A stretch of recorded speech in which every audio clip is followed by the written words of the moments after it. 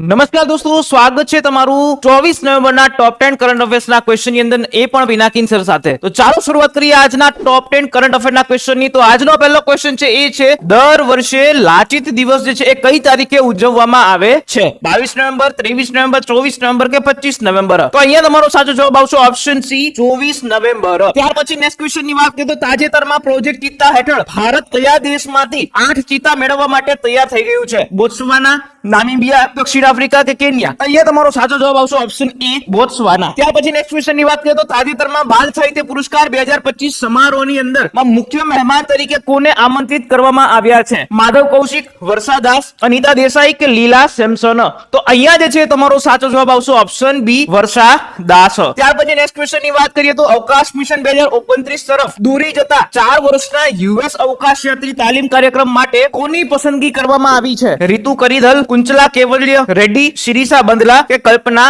રાવ? તો અહીંયા તમારા પ્રશ્નનો જવાબ આવશે ઓપ્શન બી, કુંચલા કેવલ્ય રેડ્ડી. ત્યાર પછી નેક્સ્ટ ક્વેશ્ચન, રાષ્ટ્રીય એકતા દિવસે નાયબ મુખ્યમંત્રી શ્રી હર્ષભાઈ સંઘવીએ નીચેનામાંથી કયા જિલ્લામાં યોજાયેલ રન ફોર યુનિટીમાં ભાગ લીધો હતો? નર્મદા, સુરત, અમદાવાદ કે ગાંધીનગર? તો અહીંયા તમારો સાચો જવાબ આવશે ઓપ્શન ડી, ગાંધીનગર. ત્યાર પછી નેક્સ્ટ ક્વેશ્ચન ની વાત કરીએ તો તાજેતરમાં કયા રાજ્ય સરકારે એઆઈ ઉપયોગ, નાણાકીય, સ્વાસ્થ્ય અને કાર્બન ફૂટપ્રિન્ટ જેવા પરિણામોના આધારે શ્રેષ્ઠ પ્રદર્શન કરતી ખાંડ ફેક્ટરીઓ માટે વાર્ષિક પુરસ્કારો ધરાવતી પ્રોત્સાહન યોજના જે છે શરૂ કરવામાં આવી છે? મહારાષ્ટ્ર, કર્ણાટક, ગુજરાત કે તેલંગાણા? અહીંયા તમને જે છે એ ખાંડ ફેક્ટરીની વાત કરીએ તો ઓબ્વિયસલી જે તમારો સાચો જવાબ આવશે ઓપ્શન એ, મહારાષ્ટ્ર. ત્યાર પછી નેક્સ્ટ ક્વેશ્ચન ની વાત કરીએ તો રાષ્ટ્રીય ક્વોન્ટમ મિશન હેઠળ ભારતનું પ્રથમ ક્વોન્ટમ ડાયમંડ માઇક્રોસ્કોપ કઈ સંસ્થાએ જે છે વિકસાવ્યું છે? IIC Bangalore, IIT Delhi, IIT Bombay કે ઈસરો? તો અહીંયા તમારો સાચો જવાબ આવશે ઓપ્શન સી, આઈઆઈટી બોમ્બે. ત્યાર પછી નેક્સ્ટ ક્વેશ્ચન ની વાત કરીએ તો મુખ્યમંત્રી શ્રી ભૂપેન્દ્રભાઈ પટેલે જાતીય ગૌરવ વર્ષ અંતર્ગત નીચેનામાંથી કયા સ્થળેથી જનજાતીય ગૌરવ રથયાત્રાનું પ્રસ્થાન કરાવ્યું હતું? ઉમરગામ, અંબાજી, વડનગર કે એકતાનગર? તો અહીંયા તમારો સાચો જવાબ આવશે ઓપ્શન બી,